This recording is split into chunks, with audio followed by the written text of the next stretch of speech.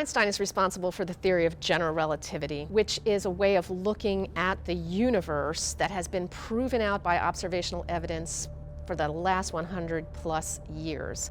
His basic tenet is that mass warps space-time, and that this can be observed, and that as, in particular, massive objects spiral around each other, that they give out gravitational radiation or gravitational waves.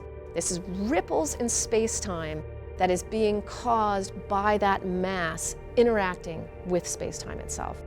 So that leads to a tremendous amount of predictions. In particular, as binaries in-spiral and collide with each other, we would see these waves rise to a peak and then ripple across the universe, and that they could even be detected if we had the right kind of technology to be able to feel or see or hear space-time itself moving.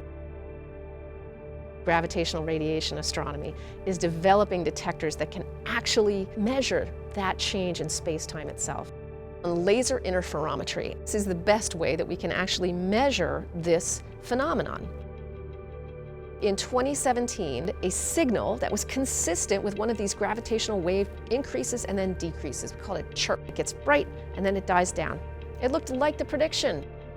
The fact that we saw a gravitational wave signal that was consistent with in-spiraling neutron stars and a kilonova as a result. A kilonova is more energetic than a nova, less energetic than a supernova.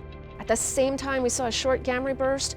That was great news, and it meant that we could take all the telescopes at our disposal and quickly point them at the location of the gamma ray burst.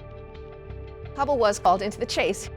Hubble images show us a very interesting galaxy and the location of that kilonova afterglow. So Hubble was able to show us what was happening in that position, tell us how bright it was, and importantly, pinpoint the location. It's telling us where it was happening in the galaxy.